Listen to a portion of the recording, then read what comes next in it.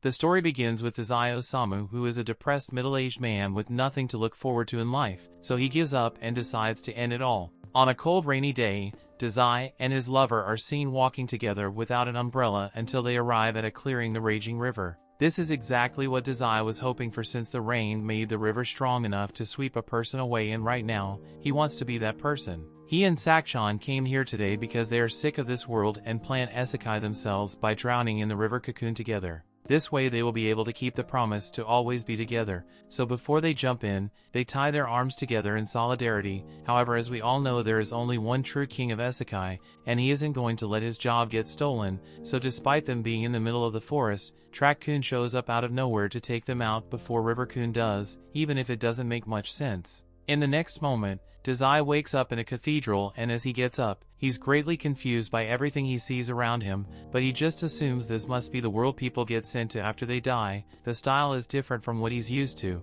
but he will get used to it eventually. Just then, a voice calls out to him and explains to Dazai that he has been summoned here as the hero of this world. The woman's name is Annette, and she says she is tasked with guiding those who ended up here, to prove that this is indeed another world. She directs them to look out this window as a dragon and various other mythical creatures are seen roaming around in the world of Zauberberg. She tells Dazai that he's destined to become the hero of this world and restore the light, but he doesn't seem too happy about it. He wanted one thing, and that was to die alongside his lover Sakshon, but not only did he end up in a fantasy adventure instead, Sakshon isn't even here with him, so he feels like he's broken his promise to die with her. Oh well, that just means he has to try dying again, so Dazai swallows drugs, an entire bottle of pills, and patiently waits for the sweet embrace of death by overdose. Annette freaks out after seeing Dazai poison himself, so she immediately begins using magic to detoxify his body, but as Dazai regains consciousness, he tells her to stop trying to save him because it's really inconvenient.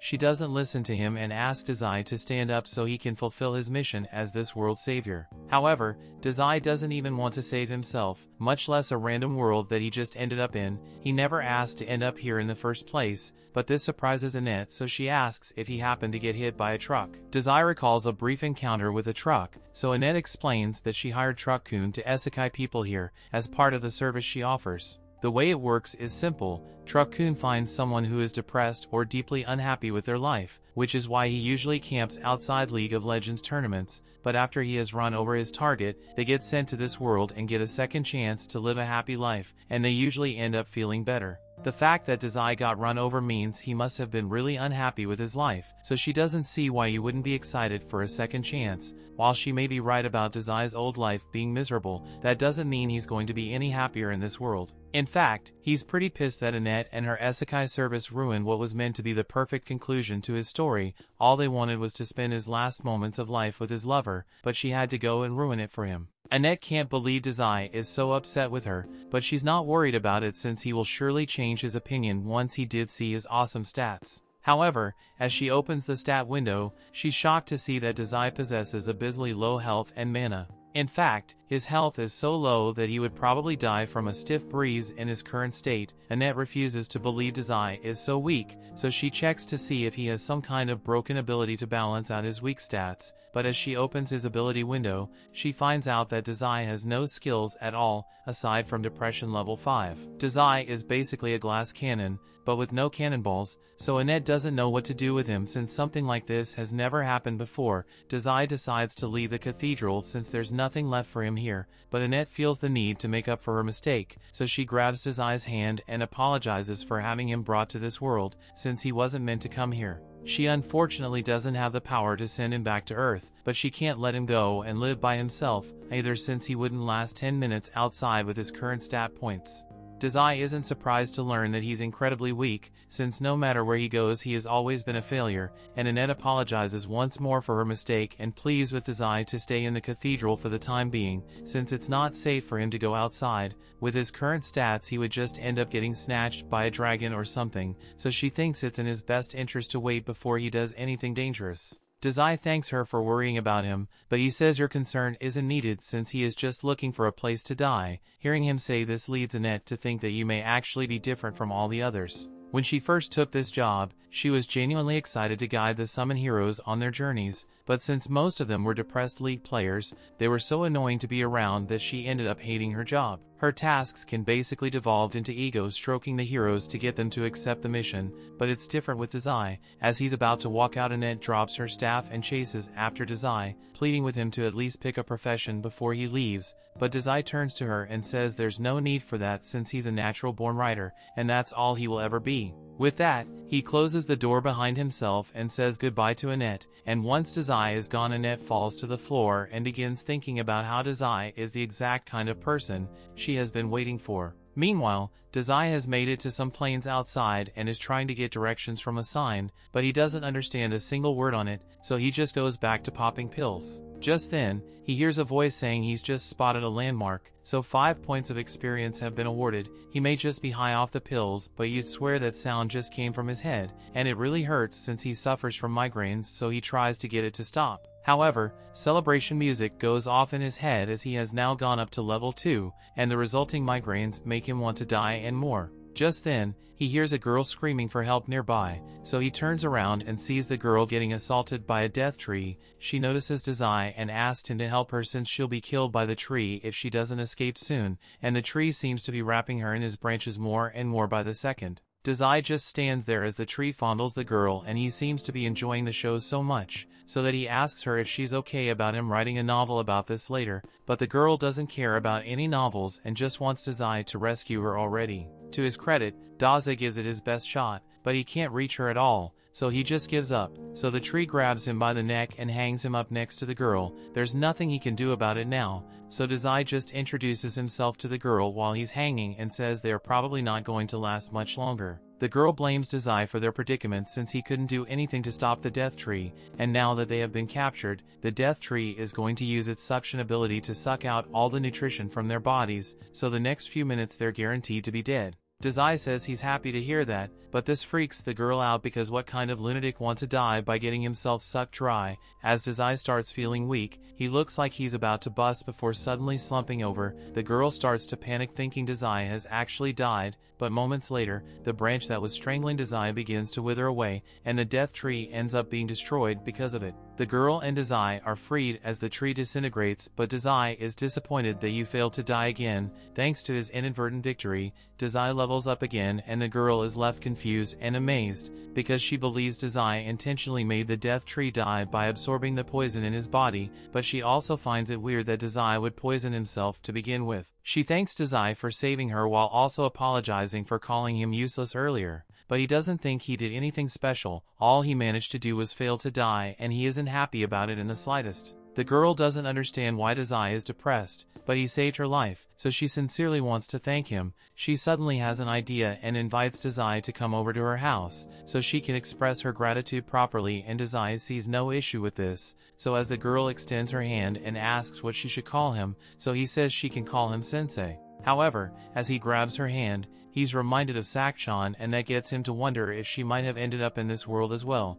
and if that's the case then he might be able to find and reunite with his love. He has finally found a reason to stay alive in this world, so he will make sure he finds Sakchan no matter where he is in the world, and when he does they'll finally be able to die together. His motives may be questionable, but at least he's not actively trying to die anymore. With that said, he has no idea where to even start looking, so he heads back to Annette's cathedral, and Annette is overjoyed that he decided to come back to her, so she can finally shoot her shot. However, as the cat girl he was up behind Sensei, Annette freezes in shock because she hadn't thought Sensei would find a woman so soon after going outside for the first time. He says he has a question to ask Annette, so she prepares herself, thinking he wants to ask about her, but Sensei says he wants to find a girl named Sakchan, so he was hoping Annette might have some information on that. Annette is disappointing that Sensei is asking about another woman, but she doesn't have any good clues about where Sakchan might be, so Sensei is back to the drawing board. Since he has nowhere to go, he follows the cat girl to her house. The girl tells Sensei to cheer up since there is still plenty of time for him to find Sakchan. Since her house is so pretty far away, she suggests they should stop at the castle town of Roth so they can take a break. She then holds his hands so that she can lead him there. However, Annette is also here for some reason and she will stand for such unholy behavior while they are out in public. The cat girl yells at it and for smacking her hand over something as trivial as hand holding. While she's on the topic of yelling at her, she questions why Annette is here in the first place, since it's not normal for a clergy to feel the need to abandon her post and follow people all the way out here. Annette doesn't really want to explain herself, but from the way she's looking at Sensei, the cat girl can already tell that she's in love with him. Annette denies having such impure intentions and claims that she is just here to watch over the weak otherworlder that she mistakenly summoned. As soon as the cat girl realizes that Sensei is from another world, she finally understands why he was so strong back when he saved her. Annette doesn't believe what the cat girl says since she saw Sensei's stats personally,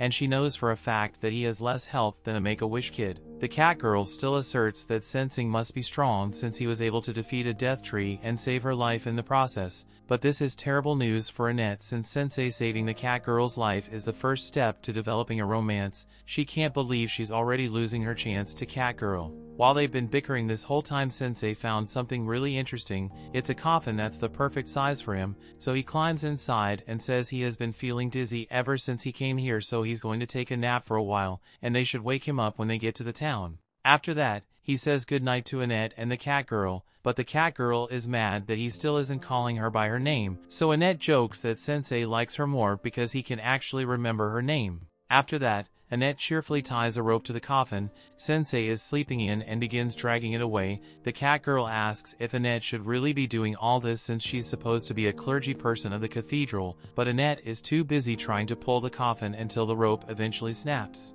As they continue walking, cat girl Tama gets tired of having to drive a coffin around, so she asks Sensei to get out and walk on his own 2 feet. However, there is no response, so she starts worrying that Sensei might have actually died somehow. Annette checks his stats and Sensei seems to be fine, so he must just be asleep. They are pretty close to the castle anyway, so Annette asks Tama to just bear with it for a little longer so they don't have to wake him up. Meanwhile, inside the coffin, Sensei is peacefully dreaming about his beloved Sakshan, and no matter where she is, he will make sure he finds her, so they can both die together. A while later, they finally arrived at the castle town of Roth, so Annette and Tama open the coffin to let Sensei out. Sensei takes a look around the town and he is now thoroughly convinced that he isn't in the same world anymore. Before they do anything, Annette says they should go to the castle and have an audience with the king, but they end up leaving the coffin in the middle of the road. Over the castle, King Thomas and his daughter Charlotte are happy to meet them, and since they must be exhausted from such a long journey, he offers to let them all rest in the castle chambers for the night.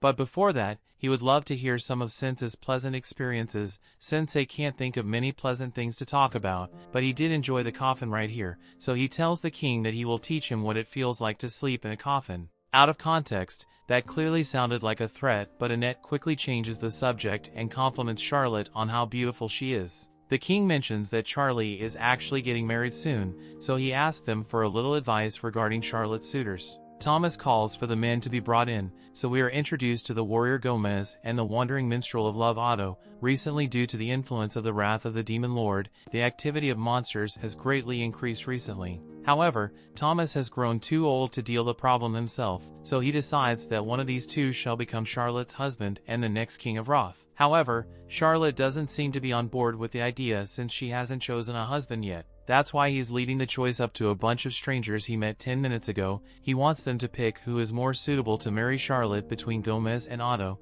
but as the choice prompt shows up and Sensei does the sensible thing and says he has never met these men in his life. Charlotte's future hinges on this decision, so he thinks it's dumb to entrust it to a bunch of strangers like this, and if this is something he would do without a second thought, then he's not fit to be king. The king has left in shock, and after saying that Sensei turned to leave while Annette and the Tama frantically tried to apologize for Sensei's actions, they tried to explain that Sensei from another world, so he's a bit blunt at times, but the king says it's fine since he isn't the type to hold a grudge, and Charlotte seems to have taken an interest in him. That night, while everyone else is asleep, Sensei spends his time looking out the window, so Annette gets up and asks him if he's having trouble falling asleep, so Sensei tells her that he just never sleeps well. Annette wants to take the opportunity to learn more about Sensei, so she asked him to tell her about Sakshan, but then she notices a tail pop out from under Sensei's sheets, so she takes the covers off and sees Thomas sleeping on Sensei's thighs. She won't stand for such debauchery unless she's the one who gets to sleep with Sensei, so she just a pillow to smack Tama and wake her up. Tama defends herself by saying it's cold and she's part cat, so it's totally normal for her to cuddle at the people for warmth. While Annette and Tama continue arguing over this, Sensei they gets up and leaves the room because of all the noise, and as he steps out into the hallway, he notices a beautiful light, so he goes out to look the lake, and coincidentally, Charlotte is out here as well. Once she notices Sensei, she invites him to watch the lake with her since it's a beautiful night. Sensei agrees that the sight is very beautiful, so beautiful in fact that it makes him feel like drowning in the lake. Charlotte is shocked to hear him say this and asks if Sensei has enough problems to make him want to drown himself, but from what Sensei has seen so far, Charlotte seems a lot more trouble than him. After some silence, Charlotte confides in Sensei that she hasn't been able to make a decision between Gomez and Otto. Gomez is only recently arrived at the castle, where he is already the most reliable of their soldiers. Her father has faith in Gomez's strength, so she feels like she should probably choose him, but Otto was her childhood friend, and whenever she feels down, he would always write a song and play it to make her feel better. She doesn't know whether to choose a husband who she loves or one who would be the strongest king for the sake of her father. Sensei laughs himself a little and says Charlotte is truly kind for worrying about what her father thinks to this extent, unlike Sensei, who has attempted to cancel his subscription to Life several times, always inconveniencing his family in the process. However, he has never once let someone else decide how he would live his life. He thinks Charlotte should make a decision based on what she wants, and to do that, she must figure out what her true desires are. The next day, King Thomas is called Sensei and the others in the throne room again, and he apologizes for the inconvenience, but he called them here because Charlotte has finally decided who she will marry, so he wants them to act as a witness to her choice. Annette thinks Charlotte will surely marry Gomez since she's likely to put the needs of the kingdom above her own, while Tama thinks Otto is a much better mock for her. Thomas tells Charlotte to go up to the man she has chosen to speak her vows to him,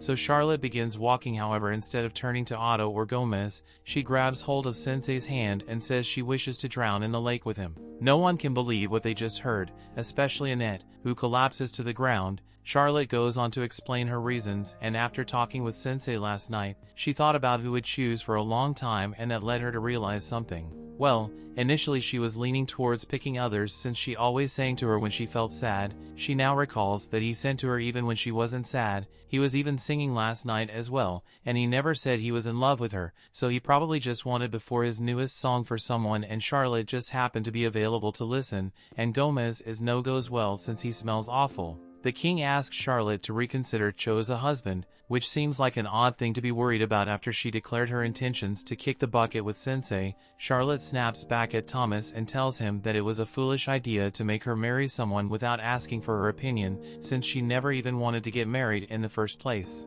In the end, Thomas never stopped to consider her feelings at all, but Sensei actually cares about what she thought and respected that it was her decision to make. Sensei now understands why Charlotte chose him, but before he can give a response, Gomez takes off his helmet and says he never would have thought his cover would be blown because of his smell. He then transforms into this true form as a servant of the Dark Lord, and he says he had intended to acquire this kingdom by becoming its king so he could eventually hand it over to the Dark Lord. But his plan has been ruined since Charlotte saw through his disguise. Sensei looks over to Charlotte and asked her if she had figured out Gomez was a demon, but she had no idea whatsoever. She just said he smelled because he really does stink. That means Gomez just blew his cover for no reason, but he doesn't want to admit that he was mistaken, so now that his cover is blown, he says he will just kill them all. This is the exact kind of situation where a powerful priestess would be really helpful, but she is still currently unconscious, so Tama tries waking her up while Gomez is distracting with the guards.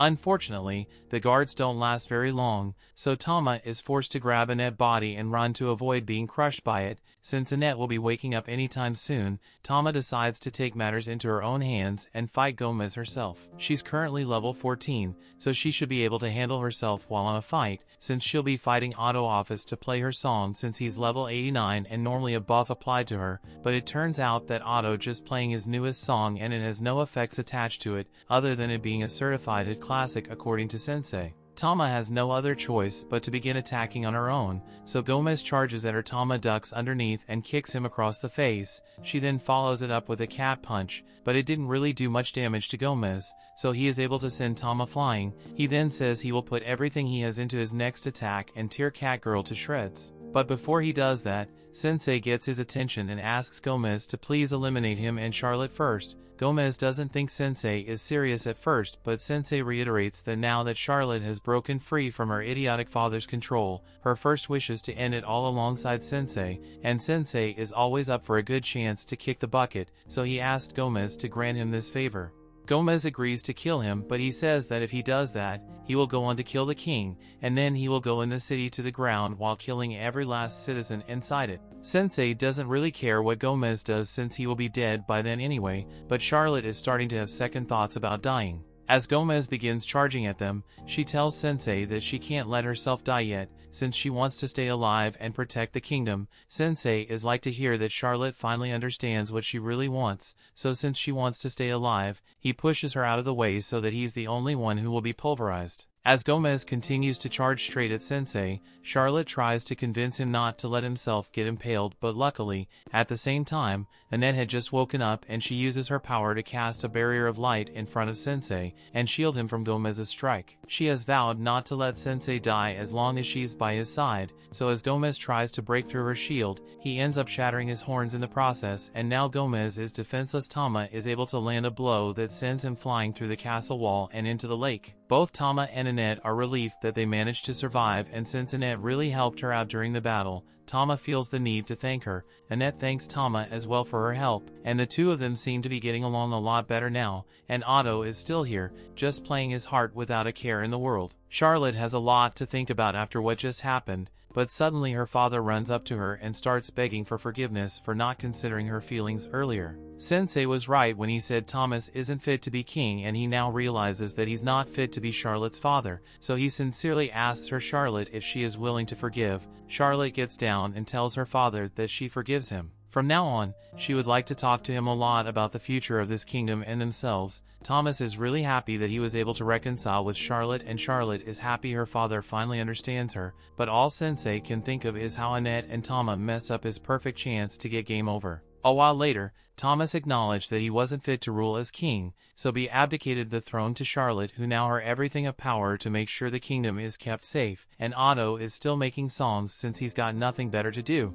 Meanwhile, Annette and Tama are busy dragging Sensei's coffin to their next destination, and they are talking about how bold it was for Charlotte to become the queen at the age of 16, but they are sure it will work out somehow. Sensei gets out of the coffin and says what's important is that Charlotte made the decision for herself and she's standing by it, which is something that Sensei thinks is beautiful. That brings the episode to an end. Thanks for watching. Want next part? Subscribe the channel and turn on notification bell.